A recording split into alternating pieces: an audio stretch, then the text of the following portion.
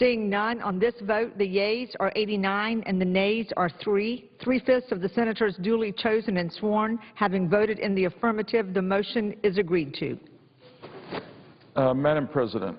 The senator from Connecticut. I thank the chair. Madam President, let me first thank my friend and colleague from Washington State, Senator Murray, for yielding to me for a moment to make a unanimous consent request regarding the nomination of Donna Murphy of the District of Columbia to be an associate judge on the D.C. Superior Court.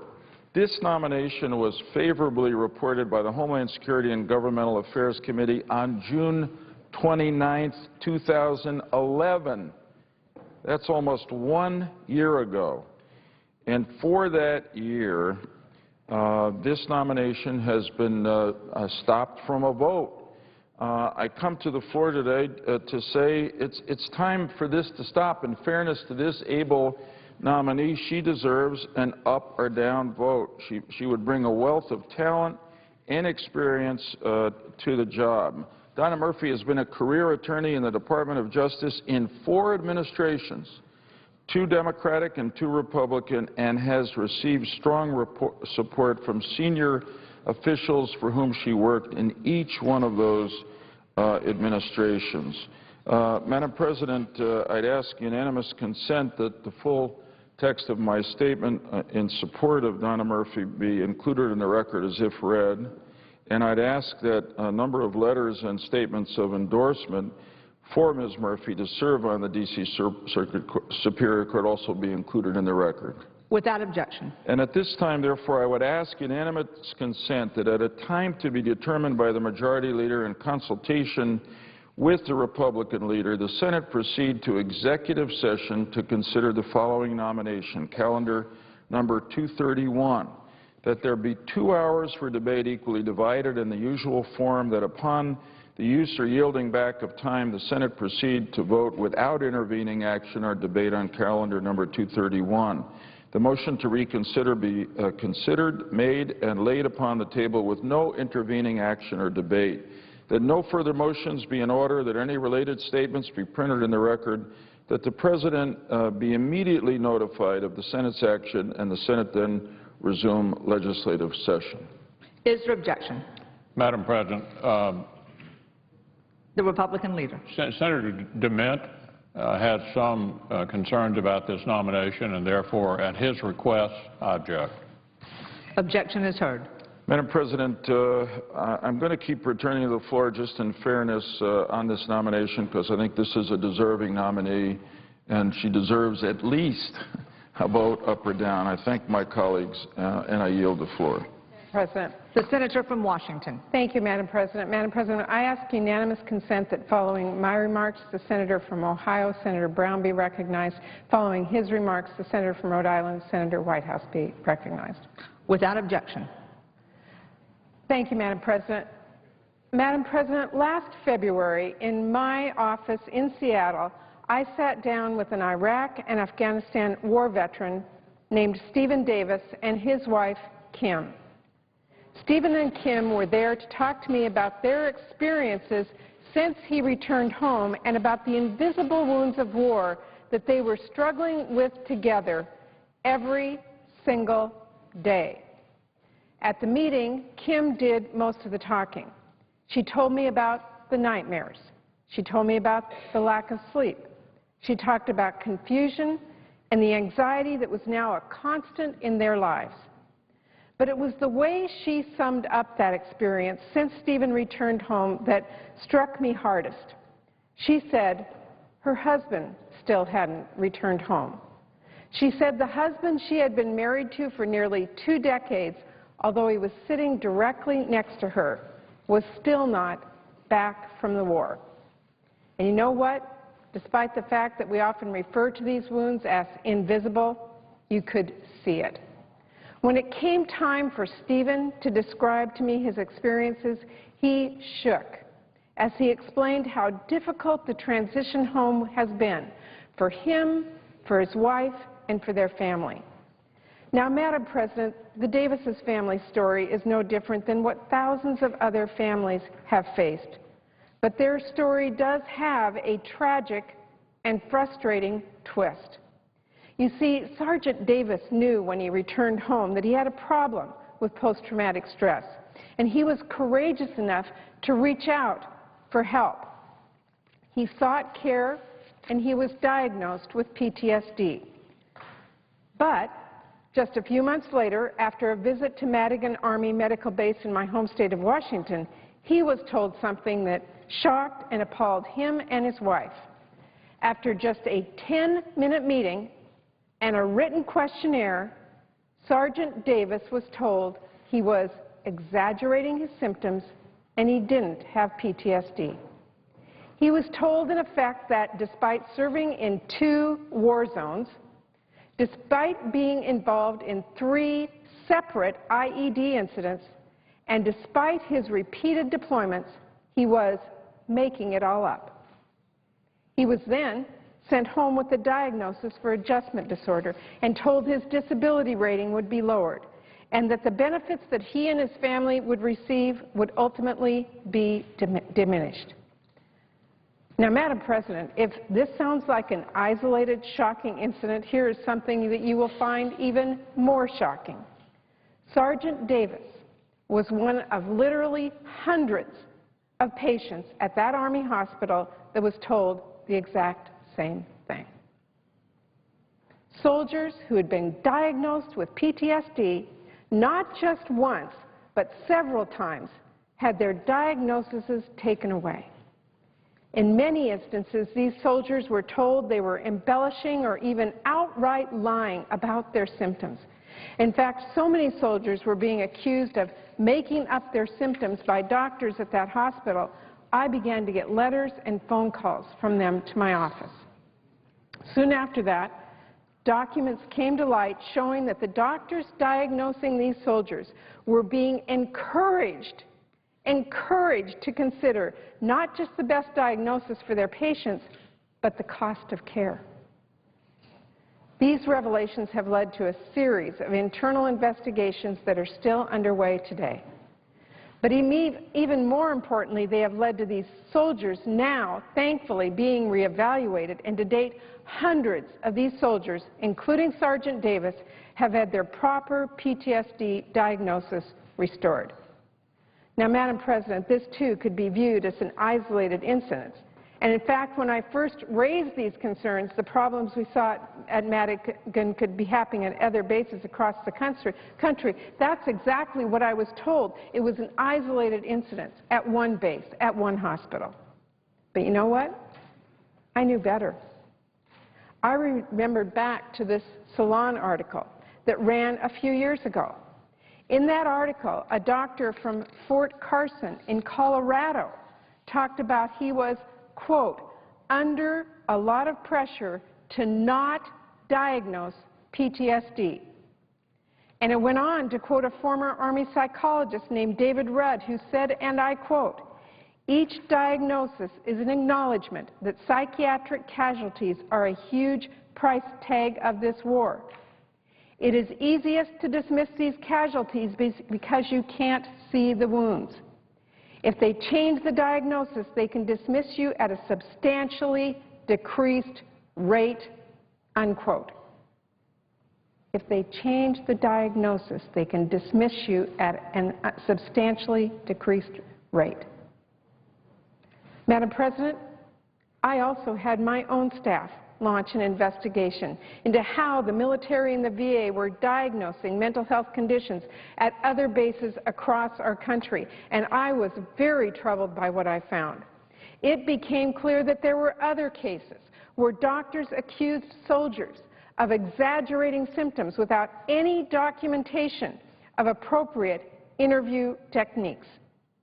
They encountered inadequate VA medical examinations, especially in relation to traumatic brain injury. They found that many VA rating decisions contained errors, which in some cases complicated the level of benefits that that veteran should have received. Now, Madam President, to their credit, the Army did not run and hide as the questions about the other bases continued to mount. In fact, they have now taken 2 important steps. First of all, in April, they issued a new policy for diagnosing PTSD that criticizes the methods that were being used at Madigan and pointed out to health officials throughout the entire system that it was unlikely that soldiers fake these symptoms.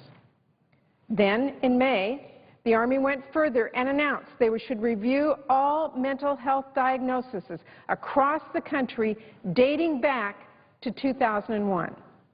And that, in turn, has led Secretary Panetta to announce just last week that all branches of the military are now going to undergo a similar review. Now, Madam President, without question, these are historic steps in our efforts to right a decade of inconsistencies in how the invisible wounds of war have been evaluated. Service members, veterans, and their families should never have to wade through an unending bureaucratic process. And because of this outcry from veterans and service members alike, the Pentagon now has an extraordinary opportunity to go back and correct the mistakes of the past. But, Madam President, we have to make sure these mistakes are never repeated. We still need to fundamentally change a system that Secretary Panetta admitted to me last week has, quote, huge gaps in it. And that's why I'm here this evening. Madam President, today I am introducing the Mental Health Access Act of 2012. It is a bill that seeks to make improvements to make sure that those who have served have access to consistent, quality behavioral health care. It is a bill that strengthens oversight of military mental health care, and it improves the integrated disability evaluation system that we rely on. Now, Madam President, as anyone who understands these issues knows well, this is not an easy task. The mental health care, suicide prevention, and counseling programs we provide our service members are spread throughout the entire Department of Defense and the VA. Too often they are entangled in a web of bureaucracy, and frankly, too often this makes them difficult to address in legislation. So what I did in crafting this bill is I identified critical changes that need to be made at both the Department of Defense and the VA, and I set up a checklist of legislative changes needed to do just that. Some provisions in this bill will likely to be addressed in my Veterans Committee. Others will need to be addressed through defense bills and work with the chairs of those committees. But all of these provisions are critical, and today I want to share with you some of the most important ones. Madam President, high atop the list of changes this bill makes is addressing military suicides, which we all know is an epidemic that now outpaces combat deaths in this country. My bill will require the Pentagon to create comprehensive, standardized suicide prevention programs. It would also require the Department to better oversee mental health service for service members. Secondly, my bill will expand eligibility for a variety of VA mental health services to our family members, so we can help families and spouses like Kim, who I just spoke about, to cope with the stress of deployment and help strengthen the support network that is critical to service members who are returning from deployment. Third, my bill will improve training and education for our health care providers. You know, oftentimes our service members seek out help from chaplains or medics or others who may be unprepared to offer counseling. This bill will help them prepare through their continuing education programs. Fourth, my bill will create more peer-to-peer counseling opportunities. It would do this by requiring the VA to offer peer support services at all medical centers and by supporting opportunities to train vets to provide peer services. And finally, this bill will require VA to establish accurate and reliable measures for mental health services. This will help ensure that the VA understands the problems they face so that veterans can get into the care we know that they can provide.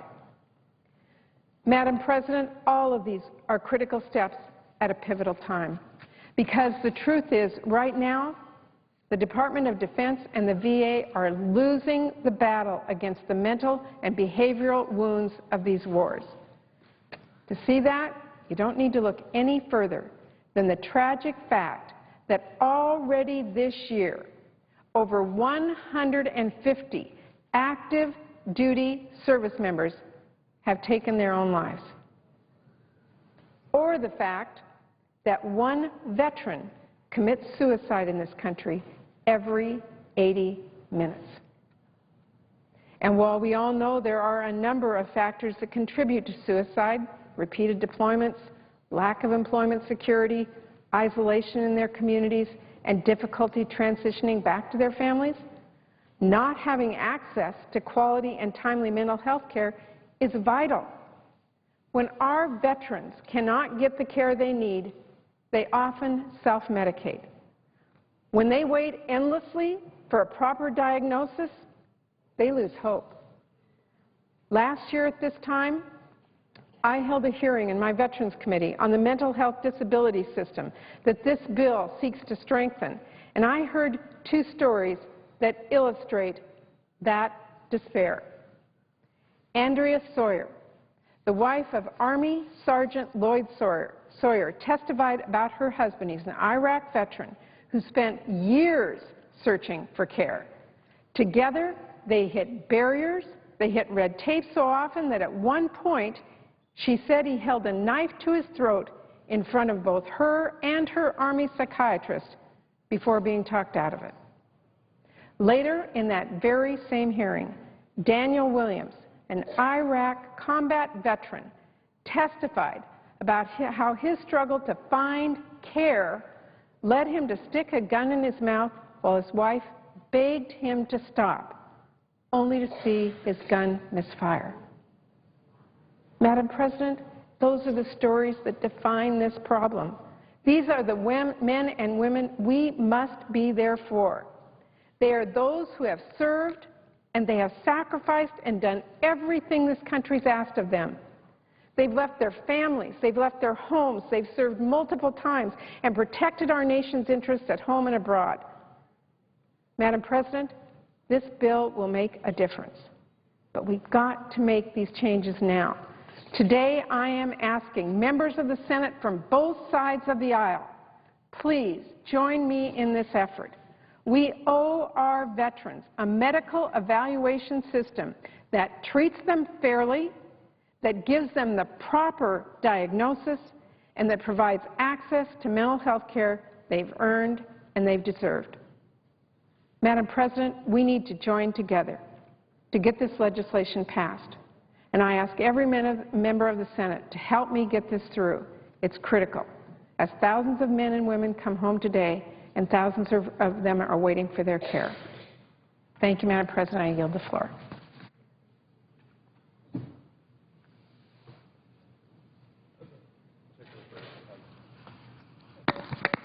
Madam President. The Senator from Ohio. Thank you, Madam President. I begin by thanking the Chair of the Senate Veterans Committee for her incredible leadership on one of the most tragic issues of our times, the suicide rate among active duty personnel in our armed forces and especially among veterans. I just last week spoke to the disabled American veterans in Columbus. I hear these same issues all the time, particularly men and women who are sent for the second and third and fourth and fifth deployments. One veteran active in the DAV told me about an Ohio soldier who has had a seventh deployment, and that's just not what we should be doing. And her leadership, and I'm a member of that committee. I'm the first Ohioan ever to serve on the Veterans Committee for a full term, and I'm on that committee because of these problems. And I'm so thankful that the leadership we have on that committee and what Senator Murray has done. And I remember I was presiding some years ago, and she was talking about her dad on the Senate floor as a veteran, and I know that's a big part of why she does what she does. So I thank the senator from Washington State. I'd like to ask that the Senate, that my remarks be placed in a different place in the record from my succeeding remarks, Madam President. Without objection. Thank you. I rise today, Madam President, to discuss the bipartisan transportation jobs bill that's been lingering since March 14th. March 14th was pretty early in the construction season, and if the House had moved as quickly as they should have, if the House weren't apparently held hostage by some Tea Party members who think that transportation should be a state issue and that the federal government shouldn't be involved, they should talk to President Eisenhower. They should think about President Eisenhower's legacy when they say such things. But it would have been so many more jobs created in the presiding officer's state of North Carolina, in my state of Ohio, and elsewhere. The Senate passed this job-creating economic development bill more than 100 days ago, but this historically bipartisan highway bill remains stalled. We know investments in infrastructure mean jobs directly. We know investments in infrastructure mean economic development in the future. When President Eisenhower and Congress established the interstate highway system, not too many years after I was born in the 1950s, a generation of Americans set to work carving out freeways, paving new roads, building the bridges and the tunnels across our great country that allowed people and products to travel across the 48 states. We had in the 1950s and 60s and 70s and 80s an infrastructure which was the envy of the world, an infrastructure the likes of which the world had never seen. Since then, we've not done quite so well. Our nation used our post-war infrastructure boom to become an economic superpower, similar to how the GI Bill helps millions of families who take advantage of it, soldiers, veterans, and families, and at the same time creates prosperity for the whole country. Building infrastructure helps those men and women who are actually doing the construction and doing the work on the highways and bridges and water and sewer systems. It also helps the companies and the workers who are manufacturing the steel and the concrete and the glass that goes into infrastructure, and it also helps the prosperity of the society as a whole. A truck leaving Toledo, Ohio could be in Miami, Florida in less than a day. A family can drive from one corner of Ohio, from Conneaut, the county my wife was born in, to North Bend on the other end of the state in several hours instead of a whole day. We know that infrastructure investments are forward-looking with payoffs that last for decades, yet also benefit our nation, our small businesses, our workers, both today and for generations to come. So it's unacceptable, Madam President, that at a time of still too high unemployment, even though the unemployment rate in my state has dropped between 2% and 3% in the last 4 years, in the last 3 years, it's still too high. Washington politicians, for whatever reason, continue to block progress on this bill. No one in this Congress should be proud of the condition of our roads or the safety of our bridges. No one in this Congress should be proud of the fact that the world's newest airports and most modern train stations are not in the United States of America as they were in the 50s and the 60s and the 70s and the 80s. They're being built overseas. No one in this Congress should be proud of creating new hurdles to progress, of obstruction, when the need is so great for us to create new jobs. Historically, infrastructure has been a bipartisan issue. There's no such thing as a Democratic or Republican bridge. The most recent extension is slated to expire Saturday at midnight. We can't afford to keep passing short-term extensions. We need to think about consequences for businesses that plan for the long term, because Congress keeps passing inch by inch, month by month extensions. Businesses can't plan, workers can't plan, state Department of Transportation departments can't plan. It hurts the contractor who's unsure whether she'll have the funds to buy a new bulldozer. It hurts the crane operator who's unsure of where his next job will be. It hurts the small business owner who sells aggregate to the construction industry. We can't afford to keep passing the buck. These short-term extensions disrupt the ability of businesses to plan for the future. This weekend I visited El Maison, a family-owned restaurant located near the I-75 modernization project in West Carrollton in Montgomery County, Ohio, in southwest Ohio near Dayton. I spoke with the owner, Bill Castro. I asked, what happens if the bill expires and this project is delayed? Construction, he tells me the construction surrounding the restaurant is already cut into El Maison's profits. I've eaten at that restaurant 3 or 4 times. It's always been crowded. The food is good. The hospitality is great. The owners are friendly and embracing. It's a great place. But because of this construction, which happens from time to time, I understand, and should, he's had to scale back his own salary rather than lower his worker wages and reduce his staff. He knows this is a good thing for Montgomery County. He knows it's a good thing for Dayton and for the Miami Valley.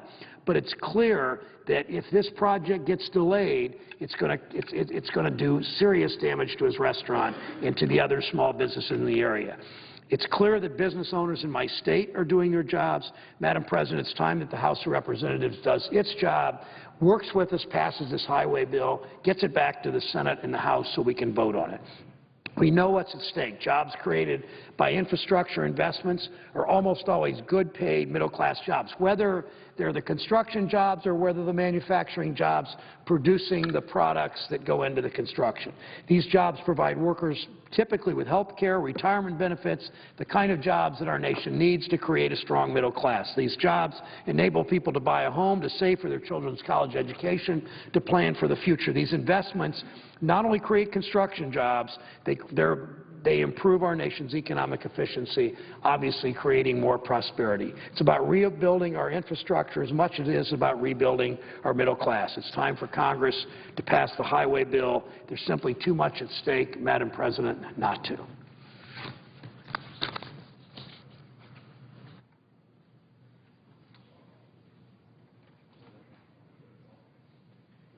Just the absence of a quorum.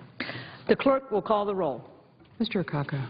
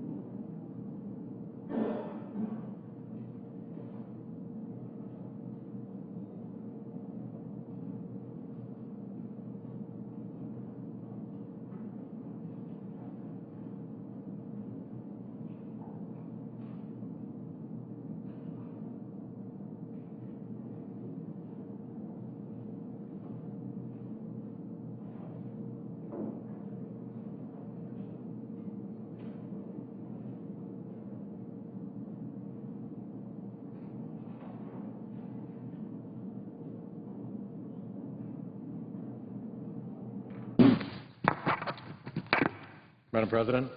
The senator from Rhode Island. Thank you, Madam President. May I ask that the pending quorum call be lifted? Without objection. Thank you, Madam President. This is the week, Madam President, for the Supreme Court to release opinions from dozens of cases that it's been considering over the past term. In most of these important cases, the Court followed its usual practice of allowing the parties to file detailed legal briefs and to present oral arguments to make their side of the case before the Court reached its decision. In one case, however, it decided an issue vital to the ongoing function of our democracy, and it decided that case without even allowing the parties the opportunity to write legal briefs on the merits and to argue their case before the Court. In the Montana case, American Tradition Partnership versus Bullock, the Court's 5-man conservative bloc doubled down on a historic error that they made 2 years ago in Citizens United. Citizens United, I am confident, will mark one of the lowest points in the Supreme Court's history.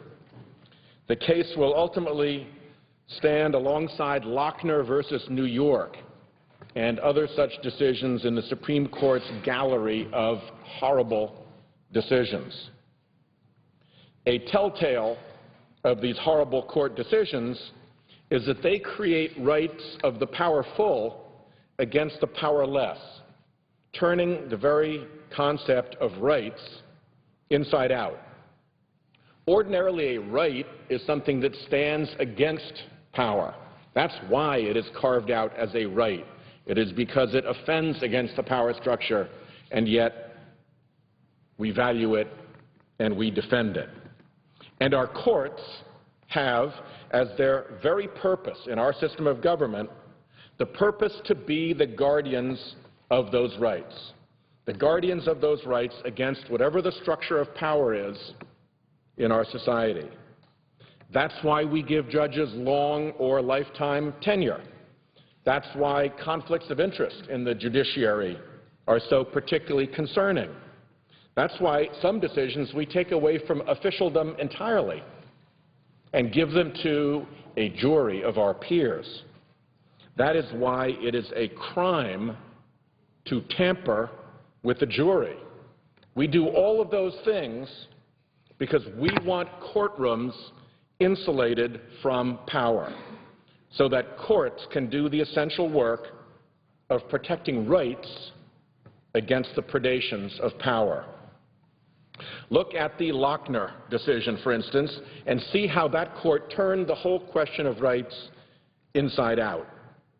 Seeking to defend the prevailing economic power structure, the Supreme Court then held that bakers had a constitutional right under a theory of freedom to contract, a constitutional right to agree to work whatever hours their employers wanted to make them work, without overtime, without rest.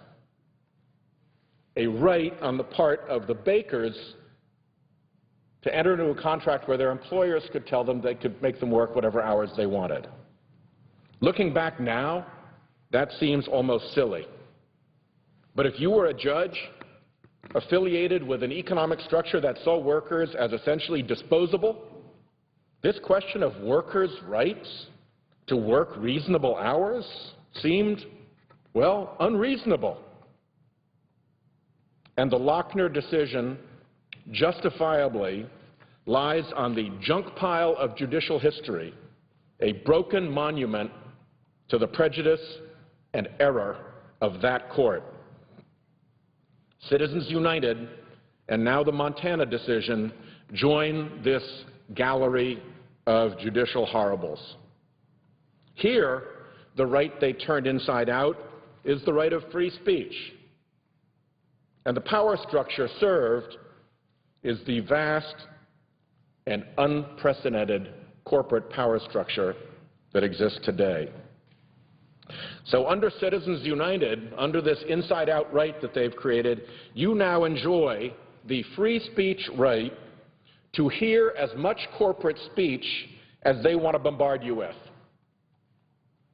If you're a regular human, you're on your own. If you're a CEO, you can access your corporate treasury to drown out the voices of all of your workers. If you're a massive multinational corporation, or if you're a billionaire or multi-billionaire, you now have a right to dominate the paid media airwaves.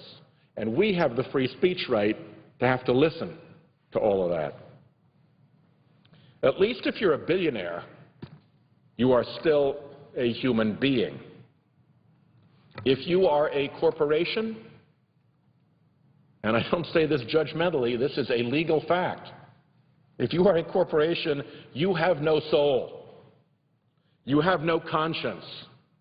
You have no altruism. You have none of the characteristics that are special to humankind. You are a legal fiction. You are a financial mechanism created for the massing and the efficient use of capital. Now, in the economic sphere, the value of that corporate structure is immense. There is no doubt about it. It has provided great value to our society. But in the political sphere, it is dangerous.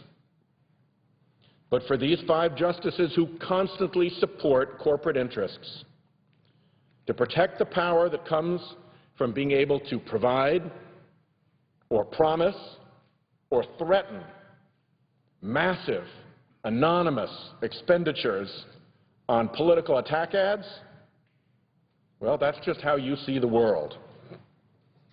One day, the Citizens United decision will lie next to Lochner on the junk pile of judicial error and prejudice.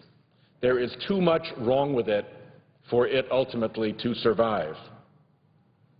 But sadly, today is not that day.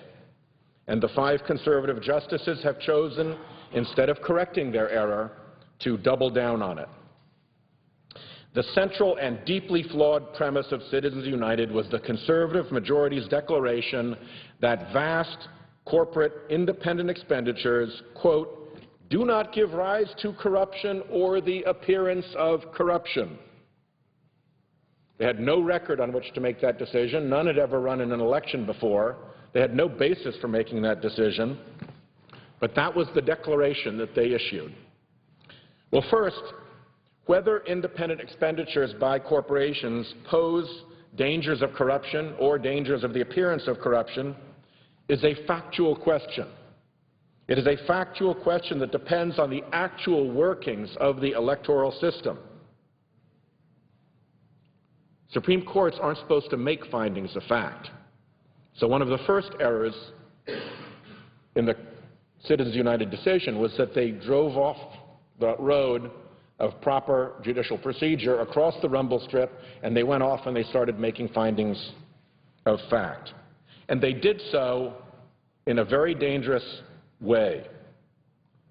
The peculiar way that the conservative justices brought the Citizens United question before the court deprived the court of any opportunity to consider a record. Ordinarily, the Supreme Court has a record that comes up to it from the court decisions below. But as my colleagues may recall, the parties in Citizens United did not ask the court to consider the constitutionality of limiting corporate independent expenditures. That was not addressed below. What happened is that the conservative Supreme Court justices took it upon themselves to ask a new question and to answer that question they themselves had asked. In doing things this way, the justices simply declared with no factual basis that massive independent corporate expenditures posed no risk of corruption to our elections. They were wrong, as is obvious to most people.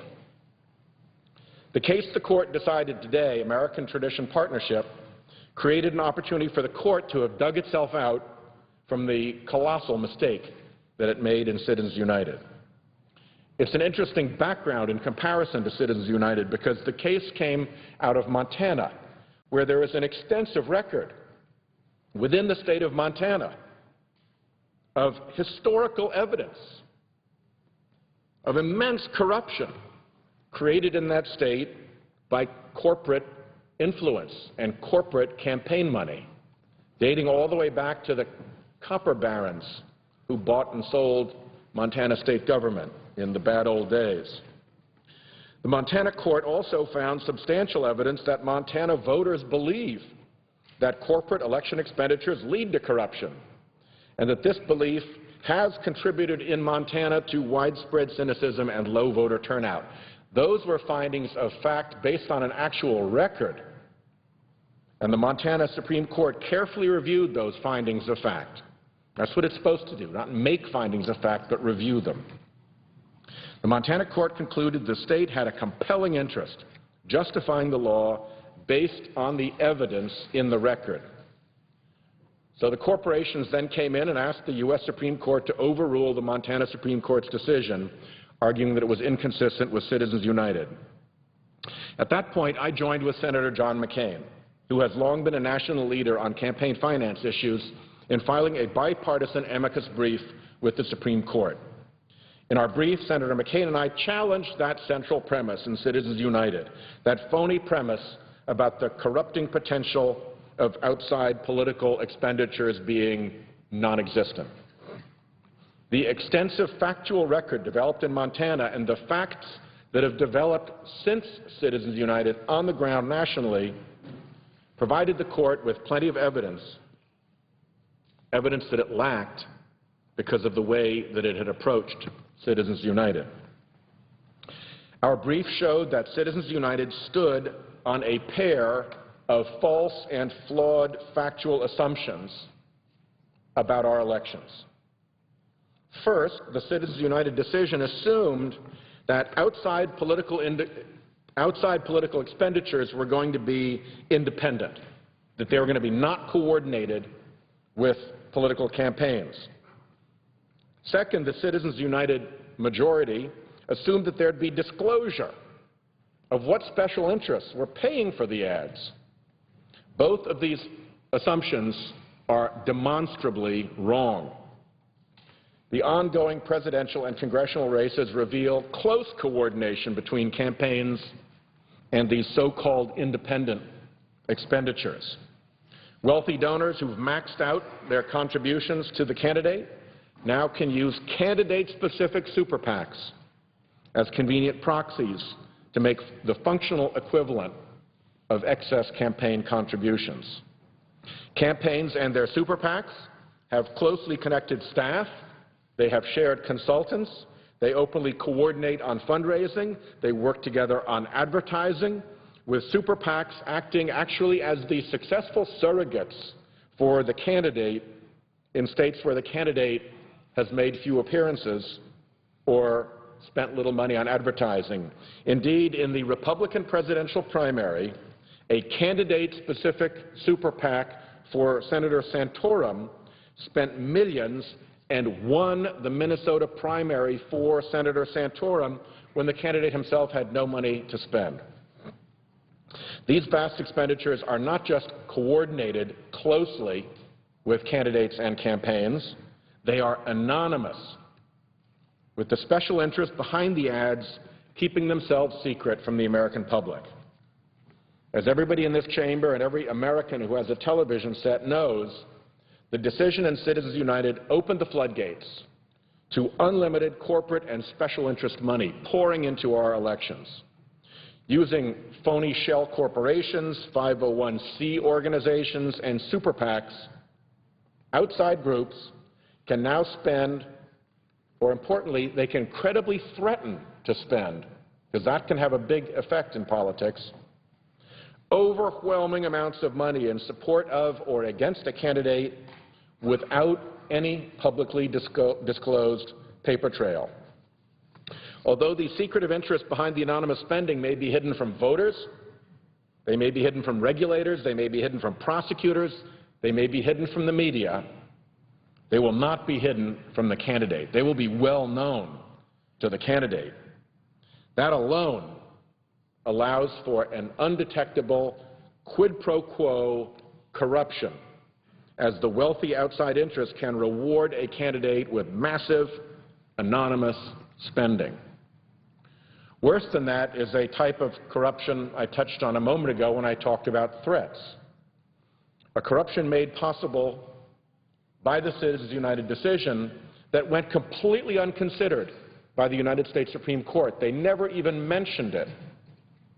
That is the ability to threaten large and secret expenditures without actually having to make them. A candidate could be quietly warned that if they don't take the right position on this issue, if they don't vote right when the amendment or the bill comes up, they will be punished with a large expenditure against them. Now, how is that threat under Citizens United?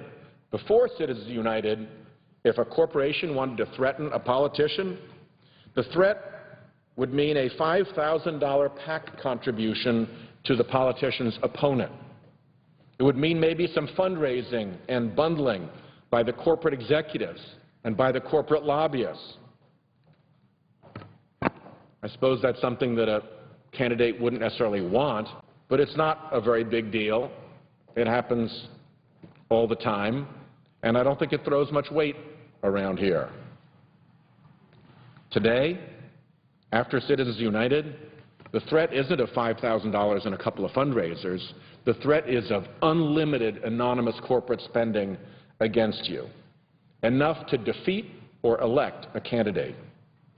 And if this threat succeeds, the real danger is that there's no record whatsoever of the corrupt deal for regulators, prosecutors, and media outlets to track. Sherlock Holmes famously talked in one of his decisions about the dog that didn't bark. In political corruption, we need to be concerned about the ad that didn't run. The ad that didn't run because the politician obediently did what he or she was told. The brief that Senator McCain and I authored laid all of this before the court. We documented the close coordination between campaigns and this so-called independent spending. We detailed the tangled web of corporate 501c and super PAC relationships that allow wealthy interests, special interests, to hide their spending from the public. And we explained the various ways that these forms of coordinated identity laundering by special interests create the real threat of quid pro quo corruption. As we said in our brief, the campaign finance system assumed by Citizens United is no longer a reality, if it ever was. And frankly, I don't think it ever was. Confronted with the actual facts on the ground in Montana and nationally, the Supreme Court's conservatives decided that they were going to ignore the evidence. There's a blindfold on Lady Justice, Madam President, but the blindfold on Lady Justice as she holds her scales aloft is supposed to be blindness to the parties who are before her. It's supposed to be blindness to what the interests are. It is not supposed to be a considered and deliberate blindness to the evidence and the facts. But in this case, that is the blindness that the Supreme Court has deliberately imposed on itself, or at least the 5 conservative judges have. This conservative bloc has decided to perpetuate the error of Citizens United without even considering the facts. Montana won't have an opportunity to file briefs on the merits, explaining the importance of its laws to protect against the corruption that is its historic experience. The Attorney General of Montana won't have an opportunity to stand before the justices to defend his state's law. Once again, the court has kept from itself any relevant record that might present uncomfortable facts. In Citizens United, the conservative justices asked themselves to decide a major constitutional case without any lower court record. And now that they have a fully developed lower court record to proceed on that happens to show how wrong they were, they have no interest in even looking at that record. We need to act now to fix our broken campaign finance system. The Supreme Court had the chance to correct its error. These 5 conservative justices refused to correct their error. They doubled down on their error. They have ignored the evidence of their error that we all see around them. So we can't wait. We know why they're doing it. We know what's going on. We know it's not going to happen. Not from this Supreme Court, not from those 5 judges. So we need to fix this on our own. Americans of all political stripes, whether you're an occupier or a Tea Partier, they are disgusted by the influence of unlimited, anonymous corporate cash pouring into our elections, and by campaigns that succeed or that fail, depending on how many billionaires support the candidate. More and more people in my home state of Rhode Island and around the country feel that their government responds only to wealthy special interests. They see jobs disappear and wages stagnate and bailouts and special deals for the big guys, and they lose faith that elected officials here in Washington are listening to them. Well, for now, we're left with one weapon in the fight against the overwhelming tide of secret special interest money, and that one weapon is disclosure. Let the sun shine in. At least let the American public know who is behind these massive expenditures. Earlier this year, I introduced the Disclose Act of 2012. I had immense help from the presiding officer, Senator Merkley, in doing that work. We call it Disclose 2.0. This legislation will shine a bright light on all of this spending by these powerful special interests. With this legislation, which now has 44 senators co-sponsoring it, every citizen will know who is spending these great sums of money to get their candidates elected and to influence our elections. Passing this law would begin to remove the dark cloud of unlimited, secret money that the Supreme Court has cast over our American elections. The Disclose Act includes a narrow and reasonable set of provisions. We've trimmed it down so that it should have wide support from Democrats and Republicans. A great number of my Republican colleagues in this body are on record that disclosure and transparency are essential in campaign finance. So we've made every effort to craft an effective and a fair proposal while imposing the least possible burden on the covered organizations. As Trevor Potter, a Republican former chairman of the Federal Election Commission, said in a statement submitted to the Rules Committee, Disclose 2.0 is appropriately targeted, narrowly tailored, clearly constitutional, and desperately needed. The same cannot be said for the conservative majority's holding in Citizens United, echoed again today in American Tradition Partnership. The conservative justices' desire to maintain their error and to keep the corporate money flowing represents a sad, sad day in the history of the court. It will, as I said earlier, one day be corrected. One day, Citizens United will lie next to Lochner versus New York and other decisions that have disgraced the court in the past on the junk heap of judicial history.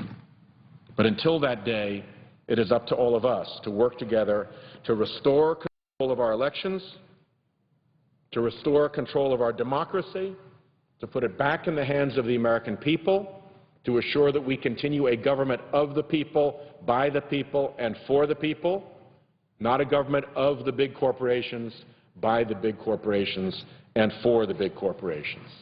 I thank the presiding officer. I yield the floor.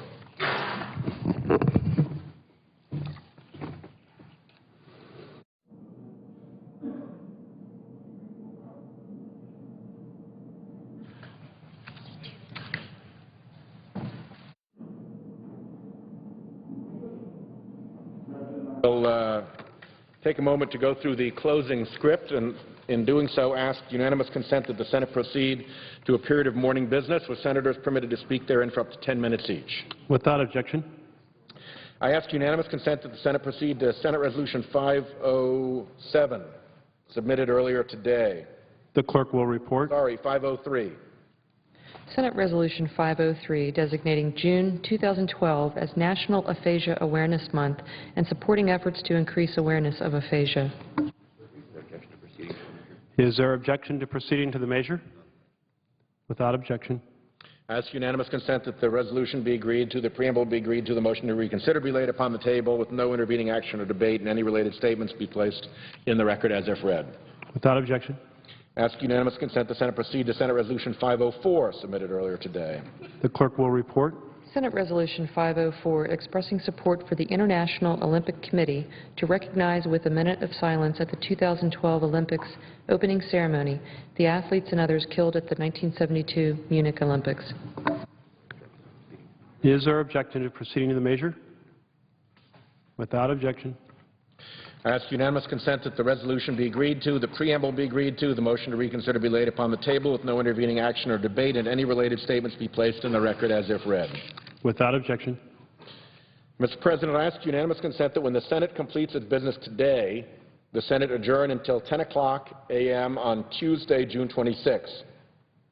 That following the prayer and pledge, the Journal of Proceedings be approved to date, the morning hour be deemed expired, and the time for the two leaders be reserved for their use later in the day. That the first hour of debate be equally divided and controlled between the two leaders or their designees, with the Republicans controlling the first half and the majority controlling the final half, and that the Senate recess from 12:30 p.m. until 2:15 p.m. to allow for the weekly caucus meetings. Further, that at 2:15 p.m. there be 6 hours and 15 minutes of debate remaining post-cloture on the motion to concur in the House message to accompany S-3-187, the FDA bill, with 2 hours under the control of Senator Harkin, 4 hours under the control of Senator Burr, and 15 minutes under the control of Senator Paul. Without objection. Under the previous order, the Senate will proceed to executive session at 11:30 a.m. tomorrow and vote on confirmation of the Rosenbaum nomination at noon. We also hope to complete action on the FDA bill. If there's no further business to come before the Senate, I ask that it adjourn under the previous order.